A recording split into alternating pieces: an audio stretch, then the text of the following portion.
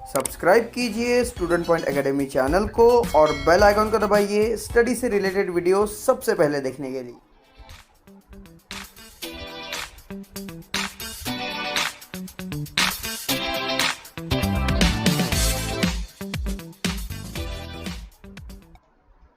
नमस्कार दोस्तों, student point academy में आप सभी का स्वागत है।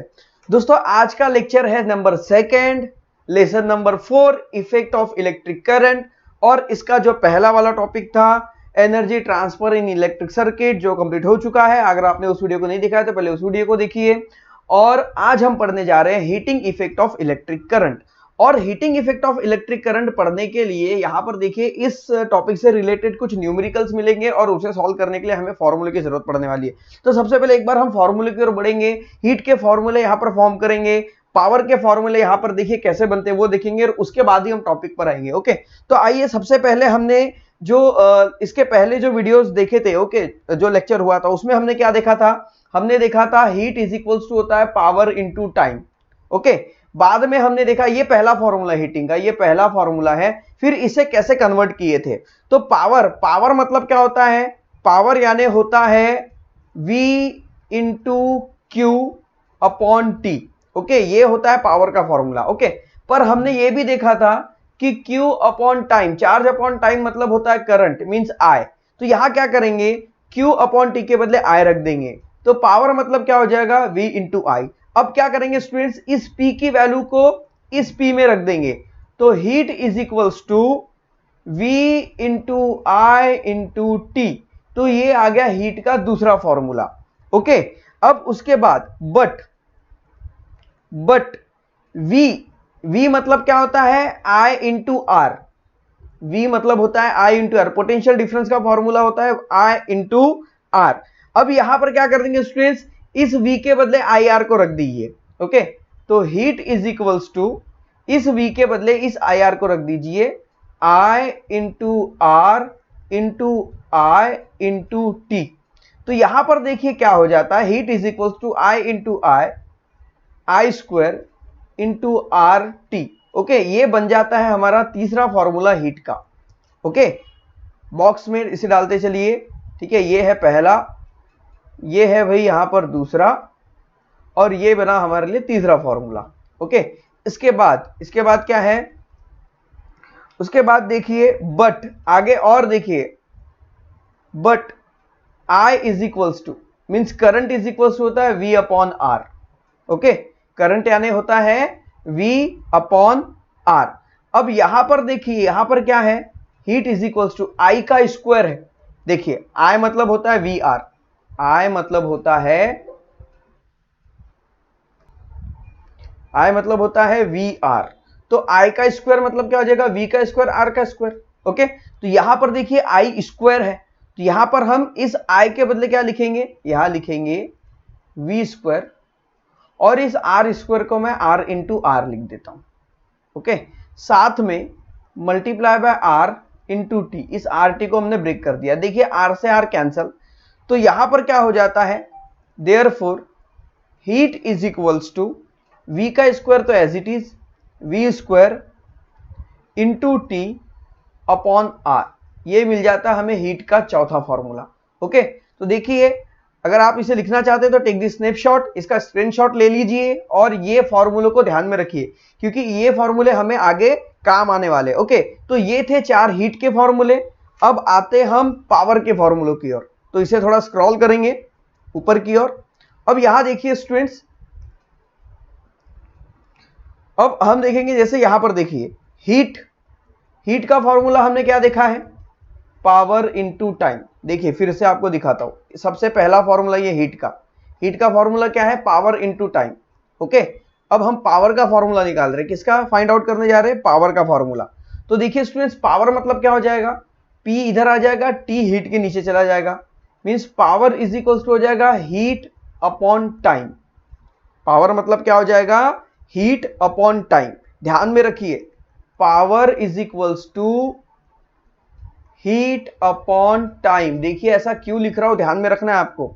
अब देखिए हीट को किस में डिनोट किया जाता है? जूल में, और टाइम को सेकंड में। मतलब क्या आ गया? जूल पर सेकंड। मतलब ये क्या होता है? वैट। ओके, तो पावर को किस में डिनोट करते हैं, वैट में। ओके, अभी ये इसको साइड में रखिए, power is equals to heat upon time, ध्यान में रखिए। Okay, power is equals to heat upon time, यहां पे हमें ध्यान में रखना है अभी। तो अब देखिए स्टूडेंट्स, इसी की मदद से power is equals to heat upon time, इसी फॉर्मूले के मदद से हम पावर के फॉर्मूले निकालने वाले। कैसे, तो देखिए सबसे पहले ऊपर चलते हैं, यहां पर देखिए फॉर्मूले, पावर के 3 फॉर्मूले देखिए, फॉर्मूला नंबर 2, नंबर 3 और नंबर 4। इनकी मदद से हम क्या करेंगे, पावर के फॉर्मूले निकालेंगे। मतलब जहां पर हीट दिया हुआ है, जहां पर आपको यहां पर हीट दिया हुआ है, वहां पर हीट का एक एक फॉर्मूला रखते जाना है। तो formula number 1, P is equals to heat. देखिए हीट का पहला फॉर्मूला हमें क्या मिला था स्टूडेंट्स, हीट का पहला फॉर्मूला हमें मिला था V into I into T। Okay, ये था हीट का। देखिए इस हीट के बदले, इस H के बदले मैंने ये वाला फॉर्मूला लिखा है। Okay, V into I into T, और अपॉन में क्या है इसके T, तो T से T कैंसिल। तो यहां पर देखिए पावर का पहला फॉर्मूला हमें मिल चुका है VI, मतलब V इंटू R। यह है पहला फॉर्मूला पावर का। ओके, इसे फ्रेम कर दीजिए। उसके बाद दूसरा फॉर्मूला देखते पावर का। अब उसके लिए देखिए power is equals to, power मतलब क्या, हीट अपॉन टाइम। तो हीट का एक दूसरा फॉर्मूला, मतलब तीसरे नंबर का फॉर्मूला क्या था, वो था I square into R into T. Okay, ये था सेकेंड, मतलब तीसरा फॉर्मूला। फिर से देखिए, ओके, स्क्रीनशॉट लिया है आपने, उसमें देखिए या फिर लिख के रखिए उनको। अब यहां पर अपॉन में टी, क्योंकि पावर में ये आ गया हीट की वैल्यू और ये टाइम, टी से टी कैंसल। तो देखिए यहां पर हमें पावर का दूसरा फॉर्मूला मिल जाता है, जो है I square into R. Okay, इसे भी फ्रेम कर लीजिए। ओके, ये है फॉर्मूला नंबर 2। ओके, अब आइए पावर का तीसरा फॉर्मूला देखते हैं। ओके, पावर का तीसरा फॉर्मूला क्या है, तो देखिए P इज इक्वल टू क्या है, हीट इंटू टाइम। तो हीट का जो लास्ट वाला फॉर्मूला कौन सा था, वो सबसे पहले हम यहां पर रखेंगे। तो हीट का फॉर्मूला है भाई यहां पर V square into time. Okay, और अपॉन में था R। ओके, अब साथ में इस पावर में ये हीट की वैल्यू ये हो गई, हीट की वैल्यू ये हो गई, और अपॉन में क्या है, T है, अपॉन में क्या है, T है। तो यहां पे T रख देंगे, T से T कैंसिल। तो पावर इज इक्वल्स टू हो जाएगा V स्क्वायर अपॉन R। समझ में आया, नहीं समझा फिर से बताऊं। देखिए ये तीसरा फॉर्मूला कैसे करेंगे, देखिए heat upon time is equals to, heat के बदले क्या रखे, V square into time. Okay, और अपॉन में क्या है इसके, R है, और ये वाली वैल्यू T जैसी की वैसी, T से T कैंसिल। ये देखिए V स्क्वायर अपॉन R। तो ये है पावर का तीसरा फॉर्मूला। ओके, इसका स्क्रीनशॉट ले लीजिए और इन फॉर्मूलों को ध्यान में रखिए। अब आइए स्टूडेंट्स, अब आते हैं हमारे टॉपिक पर, जो आज का हमारा टॉपिक है heating effect of electric current. Okay, तो आइए इसे स्टार्ट करते हैं, और इसके जो न्यूमेरिकल्स है वो भी हम देखने वाले हैं। तो देखिए students, heating effect of electric current, heating effect of electric current पता करने से पहले सबसे पहले मैं आपको बता दूं कि तार में हीटिंग इफेक्ट क्यों आता है। ओके, तो देखिए स्टूडेंट्स, सबसे पहले मान लीजिए ये एक मेटल वायर है। ओके, ये एक क्या है, मेटल वायर है, समझ लीजिए। ओके, मान लीजिए, समझ लीजिए ये एक मेटल वायर है।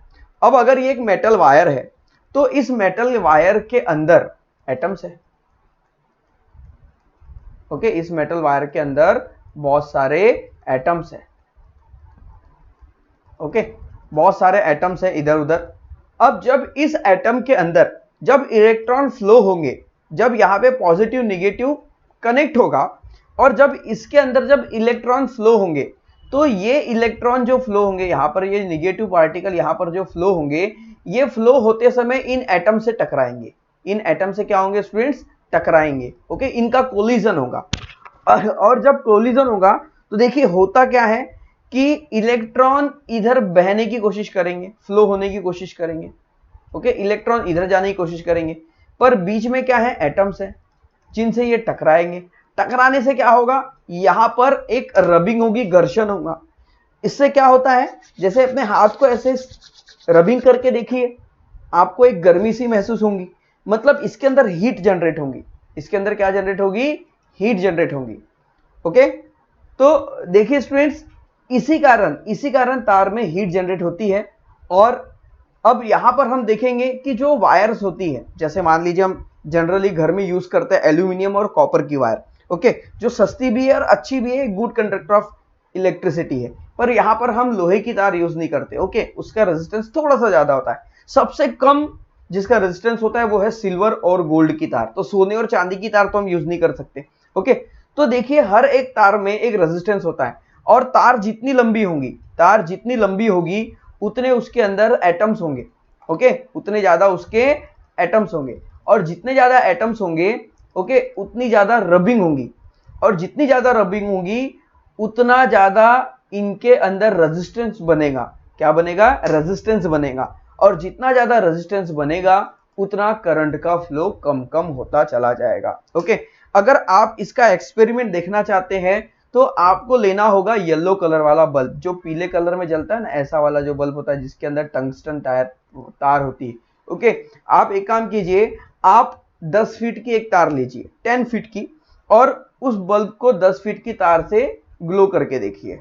ओके, वो नॉर्मल जैसा जलता है वैसा जलेगा। अब आप क्या कीजिए, आप 500 फीट का तार लीजिए, 500 मीटर का, ओके, लंबा तार ले, जितना ज्यादा लंबा ले सकते हैं, और उसके बाद इसे जलाने की कोशिश कीजिए।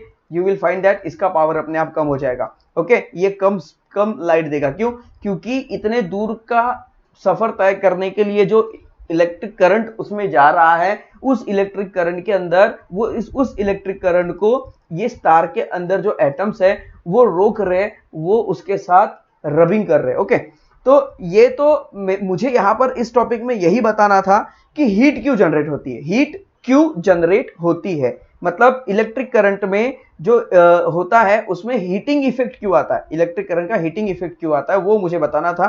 ओके, अब आइए टॉपिक की ओर बढ़ते हैं। Heating effect of electric current when a resistor is connected in a electrical circuit. जब किसी इलेक्ट्रिक सर्किट में रजिस्टर कनेक्ट किया जाता है, ओके, रजिस्टर्स मतलब जैसे ये है, ये इलेक्ट्रिक सर्किट है, और इसके अंदर ये जो है ये एक रेजिस्टेंस है जो यहाँ पर कनेक्ट किया गया है। ओके, ये रेजिस्टेंस यहाँ पर कनेक्ट किया गया है। तो वो जो रेजिस्टेंस जब कनेक्ट किया जाता है उस, okay, heat is produce in it due to current, और अब उस रेजिस्टेंस के अंदर करंट फ्लो होगा। अब रेजिस्टेंस जो होता है वो गुड कंडक्टर ऑफ इलेक्ट्रिसिटी तो होता है, पर वो मतलब उतना ज्यादा अच्छा नहीं होता, मतलब बहुत ज्यादा करंट को फ्लो करने नहीं देता। ओके, उसके अंदर रेजिस्टेंस पावर बहुत ज्यादा होता है, जैसे नाइक्रोम की जो तार होती है उसके अंदर रेजिस्टेंस पावर बहुत ज्यादा होता है, तो वो करंट को फ्लो होने नहीं देती, बहुत ज्यादा ऐसा रबिंग होता है उसके साथ, जिसके कारण वो इग्नाइट वहां से लाल रंग में बदलना शुरू हो जाती है, उसमें एक ऊर्जा आ जाती है, वो एक हीट प्रोड्यूस करना शुरू कर देती है। तो ये जो करंट उसके अंदर से फ्लो होता है जिसके कारण उसमें हीट प्रोड्यूस होती है, और दिस इज नोन एज, इसी को हम कहते हैं heating effect of electric current. मतलब होगा क्या कि ये जो तार है ये करंट को फ्लो होने देंगी नहीं, करंट इधर जा रहा है पर ये फ्लो होने नहीं दे रही है, फिर करंट पूरी ताकत से उसके अंदर फ्लो होने की कोशिश कर रहा है, रेजिस्टेंस अपनी पूरी ताकत से उसे रोकने की कोशिश कर रहा है, दोनों के बीच में रबिंग हो रही है, और ये हीटिंग इफेक्ट यहाँ पर दिखने लगता है, जिसके कारण ये जो तार है ये जलने लगती है। ओके, इसी को कहते हैं heating effect of electric current. अब देखिए स्टूडेंट्स, तो ये जो है ये एक कॉइल है, ओके, सोलेनाइड टाइप की एक कॉइल है, और ये जो कॉइल है ये इस तरह से जो हीटर होते हैं, ओके, जैसे देखिए आप ये हीटर देख रहे हैं, हीटर की इमेज बहुत बढ़िया, देखिए इमेज भी यहाँ पर दी हुई है, देखिए ये तार कैसे जल के लाल हो गई है, क्यों, क्योंकि करंट इसके अंदर जा रहा है, और यही तार उस करंट को फ्लो होने से रोक रही है क्योंकि इसका रेजिस्टेंस जाता है। ओके, तो इस तरह से जलती है, और इसका हीटिंग इफेक्ट हमें यहाँ पर दिखाई देता है। तो देखिए students, equipment such as water boiler, electric cooker, electric bulb make use of heating effect of electric current. तो जैसे वाटर बॉयलर है, ओके, इलेक्ट्रिक कुकर है, या इलेक्ट्रिक बल्ब है जिसमें टंगस्टन वायर लगा होता है, ये सब हीटिंग इफेक्ट है इलेक्ट्रिक करंट के। Electric conductor having higher resistivity are use here, और इसमें ऐसे इलेक्ट्रिक कंडक्टर लगाए जाते हैं, मतलब जो इलेक्ट्रिसिटी कंडक्ट तो करेंगे पर उनमें रेजिस्टेंस बहुत ज्यादा होता है। ओके, रोकने की शक्ति, करंट को रोकने का पावर बहुत ज्यादा होता है। For example a coil made up of N alloy nichrome, एक कॉइल जो बनाई जाती है एलॉय से, मिश्रण से, जिसे हम कहते हैं nichrome, is use in a electric heater cooker as a resistor. इसमें इलेक्ट्रिक हीटर में या इलेक्ट्रिक कुकर में, ओके, हीटर कुकर में लगाया जाता है रजिस्टर के रूप में। While a tungsten wire is used in electric bulb. और टंगस्टन वायर जो होता है, जैसे मान लीजिए आपने इलेक्ट्रिक बल्ब देखा, एलईडी बल्ब नहीं, ऐसा एक इलेक्ट्रिक बल्ब होता है, ओके, जिसमें ऐसा होता है, उसके अंदर ऐसी ऐसी ऐसी जो तार लगी होती है, ओके, उसे टंगस्टन वायर कहते हैं। Because of current this wire get heated to nearly 3400 degree Celsius, क्योंकि टंगस्टन वायर की जो कैपेसिटी है वो 3400 डिग्री सेल्सियस तक गर्म हो सकता है, उसकी कैपेसिटी है, और इसलिए इसके कारण वो बहुत ज्यादा लाइट इमिट करता है। The hot wire also radiate heat and certain extent, और ये जो वायर है वो गर्म हो जाती है और हीट भी हमें देती है, मतलब लाइट तो देती है, साथ में गर्मी मतलब हीट भी देती है। ऑलवेज रिमेंबर, यहां पर दिया हुआ है the unit of electric power 1 watt is a very small unit. जो इलेक्ट्रिक पावर की जो यूनिट होती है वो होती है 1 वैट, और 1 वॉट ये बहुत ही स्मॉल यूनिट है। हेंस 1000 वॉट, इसलिए 1000 वॉट एक यूनिट ली गई है जिसे 1 किलो वॉट भी कहते हैं। इस unit is use to measure electric power. तो इलेक्ट्रिक पावर के लिए जो यूनिट मेजर की जाती है वो है 1 kilo watt per hour. In practice if 1 kilo power is use for 1 hour, मान लीजिए कि 1 किलो पावर 1 घंटे तक यूज हुआ, तो इसका मतलब हो जाएगा 1 किलोवाट इंटू 1 आवर। अब 1 आवर, तो यहां पर टाइम के लिए हमने क्या देखा था फॉर्मूले में, सेकंड, तो यहां पर क्या हो जाएगा 1 kilowatt is equals to 1 kilowatt hour, और 1 किलोवाट मतलब आवर मतलब कितना हो जाता है 1000 वॉट। 1 किलो मतलब 1000, देखिए 1000 वॉट मतलब 1 किलोवाट, ओके, और टाइम कितना है 1 आवर, तो 1 आवर में कितने सेकंड होते हैं 3600 सेकंड होते हैं। इसका इससे मल्टीप्लाई कर दो, ओके, तो इससे मल्टीप्लाई करने पर हमें वैल्यू मिल जाती है 3.6 मल्टीप्लाई बाय 10⁶ जूल। ये कैसे आया मैं आपको बता दूं, देखिए 1000 को 3600 से मल्टीप्लाई करोगे तो आ जाएगा 3000, ओके, ये 600 और इसके 30 और, ओके, मतलब टोटल कितने 50 है, ओके। तो इसे हम अलग कर दें थोड़ी देर के लिए, 36 मल्टीप्लाई बाय 1 2 3 4 5, ओके, 50 वाले नंबर से मल्टीप्लाई, इसे हमने तोड़ दिया, तो ये क्या हो जाएगा 36 मल्टीप्लाई बाय 10 में 50 है तो 10⁵, ओके। अब इस 36 को आप 10 से और डिवाइड कर दीजिए तो क्या आ जाएगा 3.6, यहां से हमने 10 और निकाल लिया, मल्टीप्लाई बाय 10⁵, मतलब अब यहाँ पे एक और 10 जुड़ गया, तो 3.6 मल्टीप्लाई बाय 10⁵, ये 5 और ये एक 10, तो ये पावर 6। तो देखिए ये आता है, इस तरह से इसे कन्वर्ट करते हैं, ओके। तो देखिए स्टूडेंट्स, ये होता है इलेक्ट्रिक बल्ब, ओके, ये होता है इलेक्ट्रिक बल्ब जिसमें ये जो होती है ये टंगस्टन की वायर लगी होती है, ओके, और अंदर पूरा वैक्यूम और नाइट्रोजन गैस होती है। जब भी आप इसे फोड़ते हैं तो एक मतलब ऐसे पटाखे जैसे फूटने की आवाज आती है। Several times we hear or read about building catching fire due to short circuit. Sometimes we switch on an equipment in our house, the electrical fuse wire melt and the electric supply shut down. देखिए कई बार आपने सुना होगा कि किसी building में short circuit के कारण आग लग गई, या फिर कई बार हम बटन चालू करते हैं, इलेक्ट्रिकल अप्लायंस शुरू करने के लिए बटन चालू करते हैं, उतने में ही पावर कट हो जाता है, ओके, फ्यूज हो जाता है, इलेक्ट्रिकल वायर फ्यूज हो जाता है, ओके। तो let us discuss about cause briefly, आइए अब इनके बारे में देखते हैं। तो स्टूडेंट्स होता क्या है, the home electrical connection consist of live, neutral and earth wire. तो हमारे घर में जो इलेक्ट्रिकल कनेक्शन होता है उसमें 3 तरह की वायर होती है, एक लाइव, ओके, एक होती है न्यूट्रल और एक होती है earth wire, okay. The live and neutral wire have potential difference 220 volt. तो हमारे घर में जो करंट का पोटेंशियल डिफरेंस होता है वो होता है 220 वोल्ट का, okay. The earth is connect to ground, और जो अर्थिंग होती है, अर्थ वायर, ये ग्राउंड से कनेक्ट होता है। Due to a fault in equipment, तो जैसे ही किसी इक्विपमेंट में कोई फॉल्ट आता है, और if the plastic coating on the live and neutral wire gives away. देखिए मान लीजिए 3 वायर है, एक है लाइव, एक न्यूट्रल और एक अर्थ, तीनों साथ में चलती है।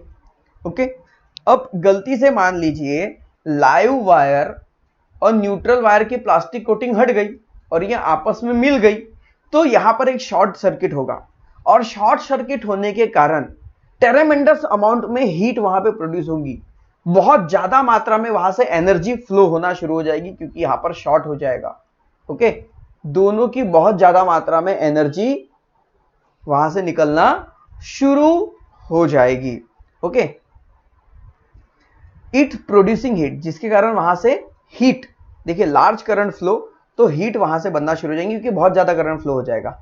If any inflammable material such as wood, cloth, plastic etcetera, अगर मान लीजिए कोई जलने वाली चीज उसके आसपास है, जैसे वुड है, क्लॉथ है, प्लास्टिक है, तो वो वहां पर फायर कैच का मतलब आग पकड़ लेगा।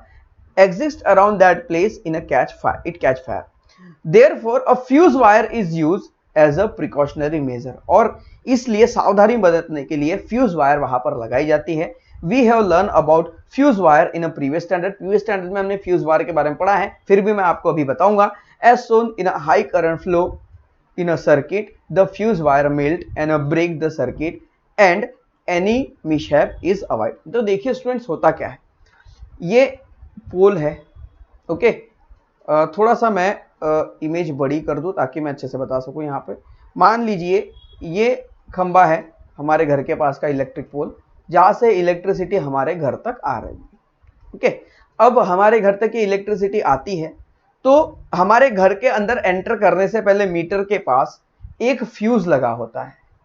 ओके, एक फ्यूज लगा होता है, ऐसा एक फ्यूज होता है। ओके, जो प्रोसेलियन मतलब चीनी मिट्टी के इसका होता है, और इसके अंदर एक वायर होती है। ओके, एक वायर होती है और इसके बाद ये वायर आगे कनेक्ट होती है और उसके बाद फिर ये हमारे घर के अंदर एंटर करती है। ओके, हमारे घर के अंदर जो बोर्ड होते हैं इलेक्ट्रिक बोर्ड, वहां एंटर करती है। ओके, हमारे घर के अंदर अलग अलग बोर्ड लगे होते हैं, वहां पर ये एंटर करती है। अब मान लीजिए स्टूडेंट्स, यहां पर होते कितने वायर, 3 वायर होते हैं। अभी हम 2 ही ले लेते हैं, न्यूट्रल और अर्थ की, सॉरी लाइव वायर और न्यूट्रल वायर की बात कर लेते हैं।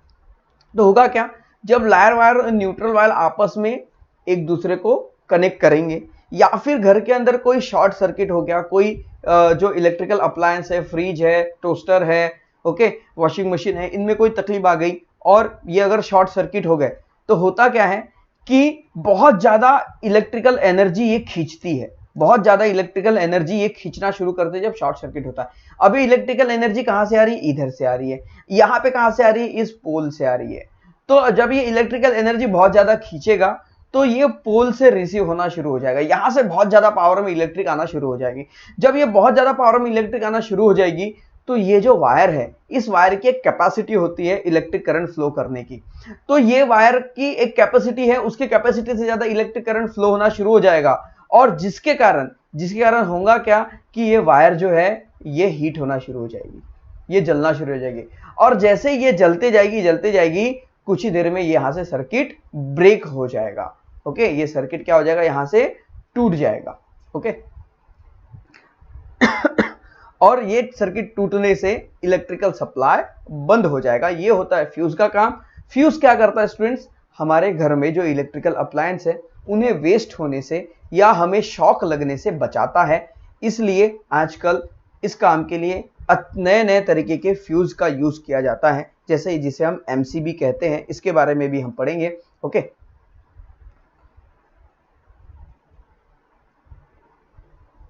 so many time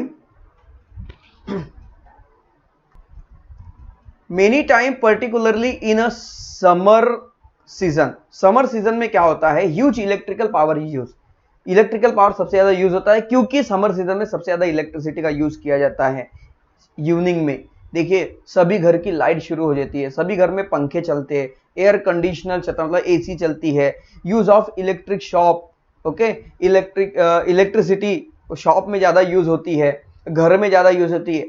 ओके, एकदम से जो इलेक्ट्रिकल कंजप्शन है वो बढ़ जाता है और एक साथ बढ़ने से इलेक्ट्रिक पावर ज्यादा यूज हो जाता है और excessive current drawn from transformer supplying the electricity, जो इलेक्ट्रिसिटी सप्लाई करता है हमारे एरिया में, जो ट्रांसफार्मर होता है, उससे बहुत ज्यादा मात्रा में इलेक्ट्रिक करंट फ्लो होना शुरू हो जाता है। तो जैसे मैंने आपको एमसीबी के बारे में बताया, वैसे उसके अंदर भी फ्यूज लगे होते हैं और बहुत ज्यादा इलेक्ट्रिसिटी उसमें से पास होने के कारण उसकी एक कैपेसिटी खत्म हो जाती है। And if the capacity of transformer is insufficient, उस समय ट्रांसफार्मर की कैपेसिटी इनसफिशिएंट रहती है उस करंट को फ्लो करने की, इट्स फ्यूज वायर मेल्ट, उसका फ्यूज वायर मेल्ट हो जाता है। Okay, and the supply get shut down, और जो सप्लाई होता है वो टूट जाता है। Such event occur due to overloading, ऐसे इवेंट ओवरलोडिंग के कारण होते हैं। एक और ओवरलोडिंग का एग्जांपल आपको दे दूं स्टूडेंट्स, कई बार होता है, ऐसा मत करना, आपके घर में एक बोर्ड होता है, ओके, उसके अंदर 2 से 3 सॉकेट होते हैं या 4 सॉकेट होते हैं। ओके, एक ही सॉकेट में बहुत ज्यादा इलेक्ट्रिकल अप्लायंस यूज नहीं करना। मान लीजिए आप इस सॉकेट में फ्रिज लगा रहे हैं, इसमें कूलर लगा रहे हैं, इसमें एसी लगा रहे हैं, इसमें और कुछ लगा रहे हैं, तो इतने ही जगह पर बहुत ज्यादा कंजप्शन हो जाएगा और बाद में ये सर्किट यहां का ब्रेक हो जाता है। ओके, तो ओवरलोडिंग इसी को कहते हैं। ड्यू टू नो, ओवरलोड हो जाता है ना उनके ऊपर, वो सहन नहीं कर पाते उतना करंट, तो वो ब्रेक कर देता है। और ये ब्रेक सिस्टम लगाना बहुत जरूरी होता है, क्योंकि इससे हमारे घर के अप्लायंस जो है वो बचे रहते हैं। ओके, खराब नहीं होते।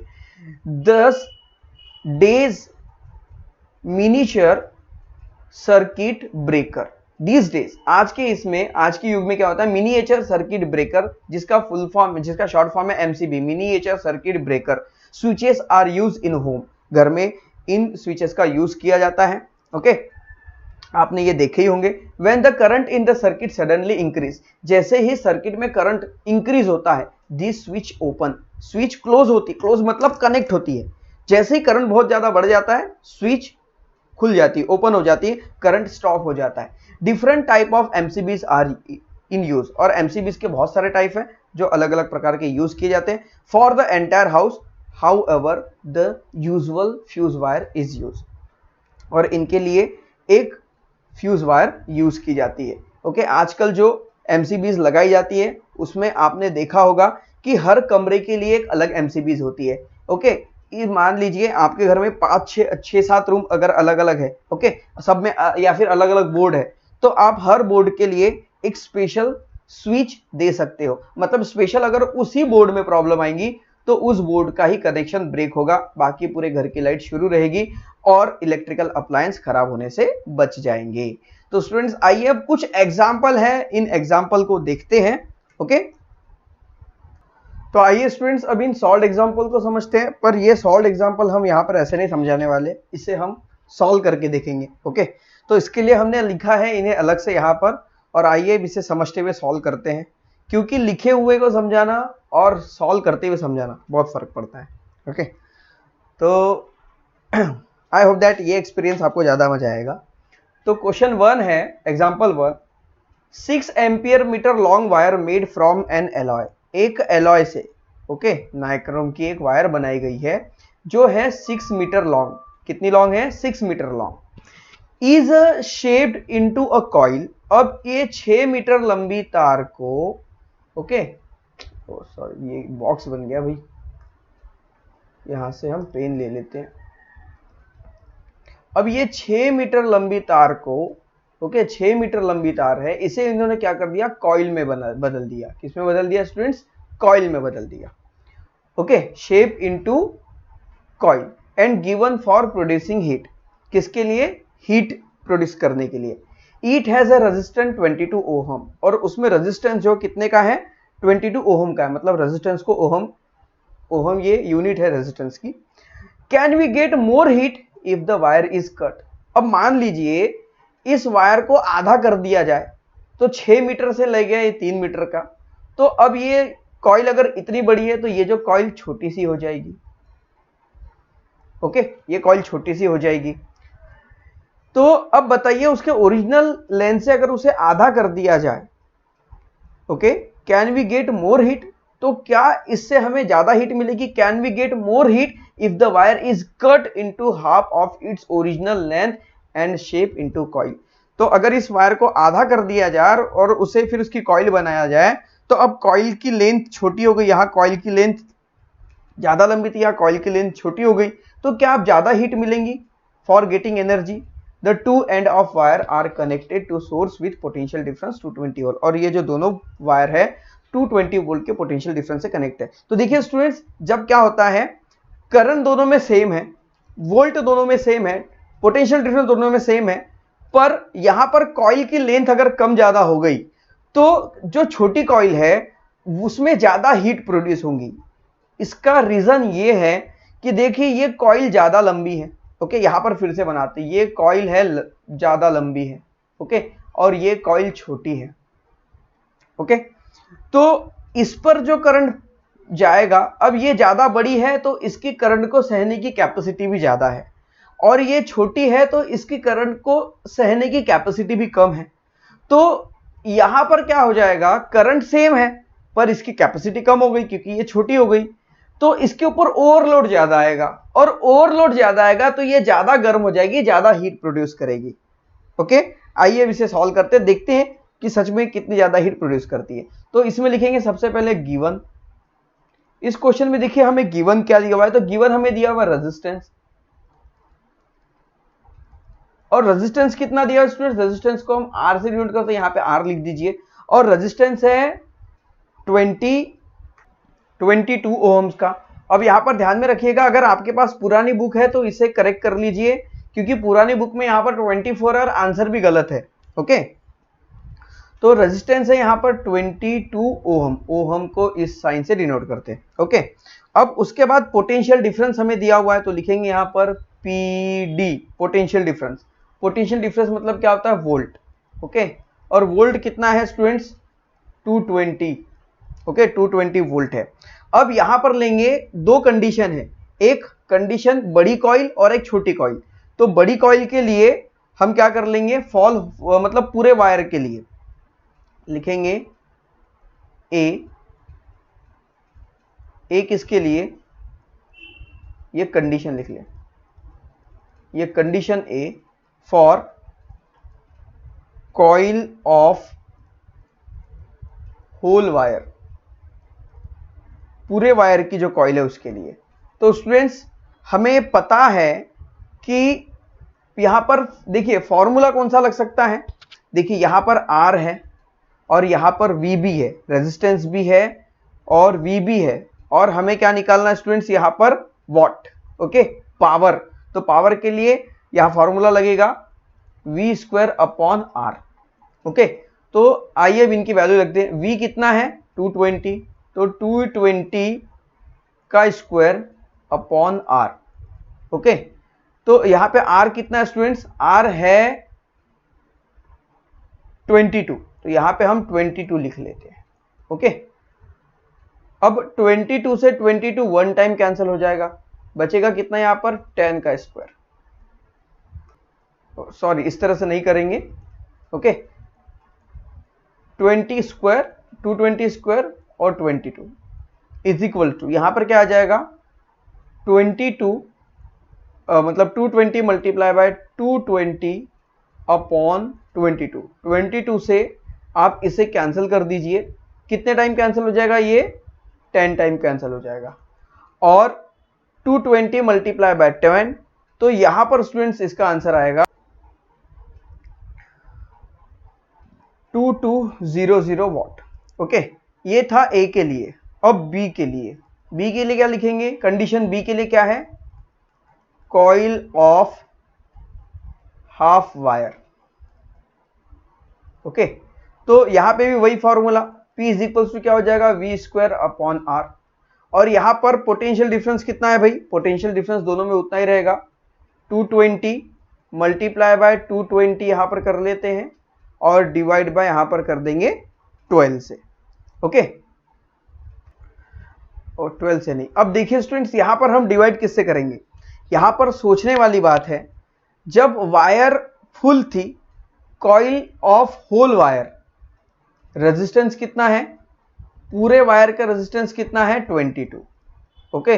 तो कॉइल ऑफ हाफ वायर, तो रेजिस्टेंस भी हाफ हो जाएगा, तो यहां पर हम इसे 11 से डिवाइड करेंगे, तो 11 से ये कट जाएगा कितने टाइम, 2 टाइम ये 20, ओके, तो 20 इंटू 220 मल्टीप्लाई पे आ जाएगा 4400 वॉट। तो देखिए यहां पर हमने कॉइल कर दी हाफ, तो यहां पर रेजिस्टेंस हो गया double. Okay, I hope that ये क्वेश्चन क्लियर हो चुका होगा। आइए अब सेकंड क्वेश्चन देखते हैं। देखिए सेकंड क्वेश्चन क्या है, a coil is connected to a 9 ohms resistance. 9 ohm resistance से एक कॉइल कनेक्टेड है, okay, because of which heat 400 joule is produce, जिसके कारण 400 जूल की हीट वहां पर प्रोड्यूस हो रही पर second due to current flowing through it.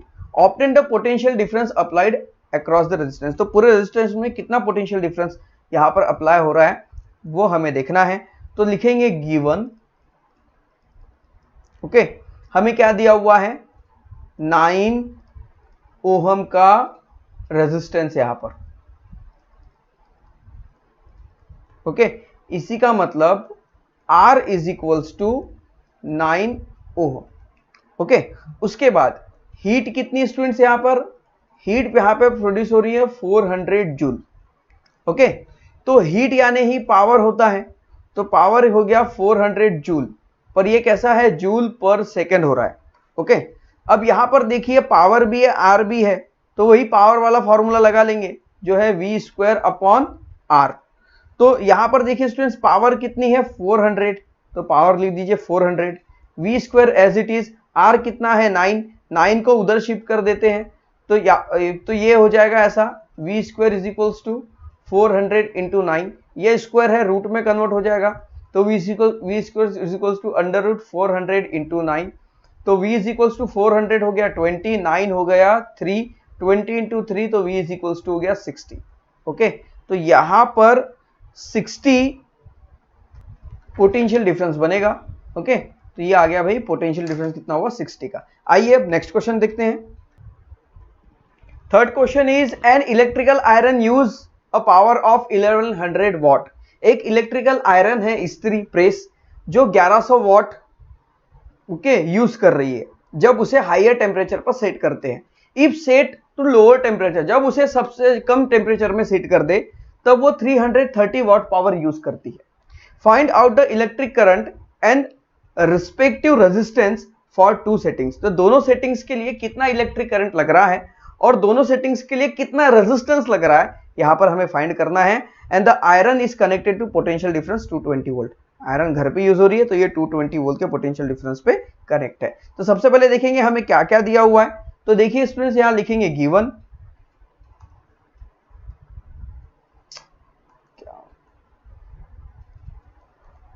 Given is equals to, given क्या दिया हुआ है देखिए पोटेंशियल डिफरेंस, पोटेंशियल डिफरेंस मतलब वोल्ट, जो कितना है 220 वोल्ट का। ओके, उसके बाद for higher temperature, for higher temperature, okay, और इधर मैं लिख देता हूं फॉर लोअर टेम्परेचर। तो हायर टेम्परेचर के लिए पावर कितना है, पावर मतलब P1, देखिए दो पावर है तो P1 इसके लिए ले लेता हूं, P2 इसके लिए ले लेंगे। तो पावर 1 है 1100 वॉट और पावर 2 है 330 वॉट। ओके, उसके बाद हमें फाइंड आउट क्या करना है, हमें फाइंड करना है कितना करंट लग रहा है मतलब I, और हमें ये क्वेश्चन मार्क, ओके, और हमें क्या फाइंड करना है साथ में रेजिस्टेंस। तो ये है करंट 1, करंट 2, रेजिस्टेंस 1 और इधर आएगा भाई रेजिस्टेंस 2। ओके, अब आइए इसे सॉल्व करते। तो देखिए स्टूडेंट्स करंट निकालना है तो करंट के लिए फॉर्मूला क्या है, I is equals to power upon volt. Okay, तो पावर कितना है 1100 का और वोल्ट कितना है 220 का। इससे इसे कैंसिल कर दीजिए और इसे कैंसिल करने पर आपको यहां पे आंसर मिल जाता है 5 एम्पियर का। क्या है 5 एम्पियर। तो देखिए यहां पर हमें करंट मिल चुका है, therefore I is equals to 5 ampere. I1 current 1 कितना है स्टूडेंट्स 5 एम्पियर यहां पे मिल चुका है। उसके बाद देखिए रेजिस्टेंस 1 निकाल लेते हैं। तो रेजिस्टेंस के लिए फॉर्मूला क्या है, रेजिस्टेंस के लिए V अपॉन I। तो वोल्ट कितना है 220 और एम्पियर कितना है 5, इससे इसे कैंसिल कर दीजिए, ये आ जाता है 44 टाइम कैंसिल। तो ये रेजिस्टेंस किस में निकलेगा ओहम्स में, तो रेजिस्टेंस 1 हो गया 44 ओहम्स का। ओके, इसे भी फ्रेम कर दीजिए। उसके बाद इधर चलते हैं, यहां पे भी वही फॉर्मूला लगेगा, I is equals to P upon V। तो पोटेंशियल डिफरेंस यहां पर कितना है स्टूडेंट्स, सॉरी पावर कितना है, पावर है 330 का और पोटेंशियल डिफरेंस है 220 का। 0 से 0 कैंसल और ये 22 से ये 2 से 3 1.5 टाइम कैंसिल होता है, 1.5 एम्पियर यहाँ पर मिल गया। अब हमें क्या निकालना है, रेजिस्टेंस 2, ये I2 हो गया रेजिस्टेंस 2, रेजिस्टेंस 2 क्या हो गया V अपॉन I। ओके, तो V मतलब पोटेंशियल डिफरेंस जो है 220 का और I है 1.5 एम्पियर। ओके, तो इससे ये कैंसिल हो जाता है 146 टाइम। ओके, तो यहां पे रेजिस्टेंस 2 हमें मिल गया 146 ओहम। बस देखिए इस तरह से करना था, इसमें करंट 2 कितना मिल गया भाई 1.5 एम्पियर। ओके, इसे भी हम फ्रेम कर दिए। देखिए बस इतना सिंपल सा तो था ये। ओके, तो टेक दिस स्क्रीनशॉट, उसके बाद करते हैं हम फोर्थ क्वेश्चन। तो ये देखिए फोर्थ क्वेश्चन क्या कहता है, an electric tungsten bulb, electric tungsten bulb जो है ये कनेक्टेड है इनटू होम सर्किट, एक होम सर्किट से ये कनेक्टेड है। The home circuit supply run at 220 volt potential difference. ये जो होम इलेक्ट्रिक सर्किट है ये 220 वोल्ट का पोटेंशियल डिफरेंस सप्लाई करता है। When switch on a current of 0.45 ampere flow through the bulb, जब करंट शुरू होता है तो बल्ब के अंदर से 0.45 एम्पियर का करंट फ्लो होता है। What must be the power watt of the bulb, तो उस बल्ब का वैटेज मतलब वैट पावर क्या होगा वो हमें फाइंड आउट करना है। If it is keeped on for 10 hours, अगर उसे 10 घंटे के लिए उस बल्ब को चालू रखा जाए, how many unit of electricity will consume, तो वो कितनी इलेक्ट्रिसिटी कंज्यूम करेगा। तो देखिए स्टूडेंट्स पोटेंशियल डिफरेंस सबसे पहले लिखिए गिवन, पोटेंशियल डिफरेंस हमें क्या दिया हुआ है भाई पीडी, पोटेंशियल डिफरेंस दिया हुआ है यहाँ पे 220 वोल्ट क्योंकि घर में यहां पर ये कनेक्टेड है। उसके बाद करंट, करंट को किससे डिनोट करते हैं I से, और वो हमें दिया हुआ है 0.45 एम्पियर। ओके, साथ में पावर, यहां पर अभी हमें क्या फाइंड आउट करना है पावर, पावर यानी ही वैट हमें फाइंड आउट करना है। ओके, और साथ में यहां पर हमें कितनी इलेक्ट्रिसिटी कंज्यूम किया, ओके, वो भी हमें निकालना है। ओके, कंज्यूम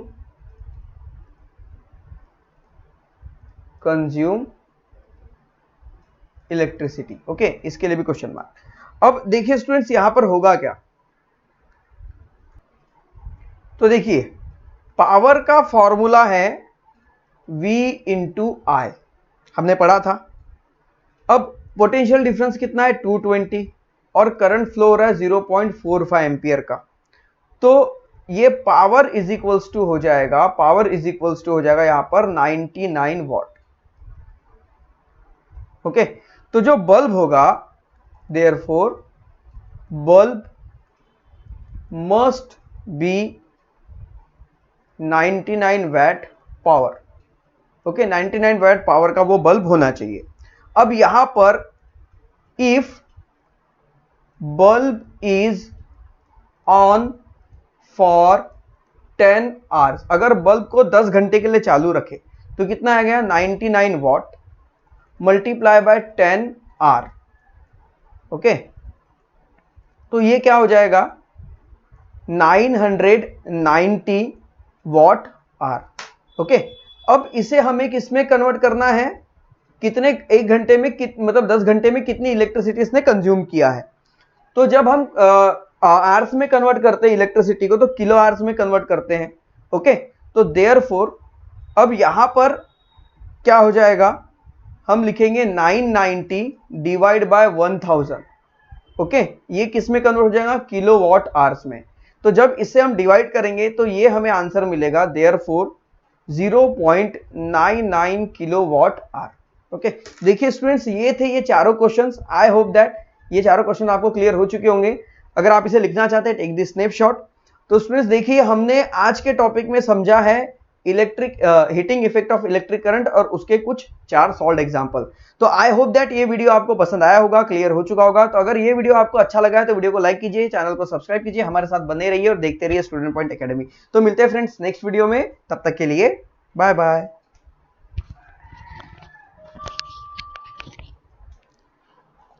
इसे अभी अपलोड करना है मुझे, उसके बाद दूसरे वीडियोस बनाने।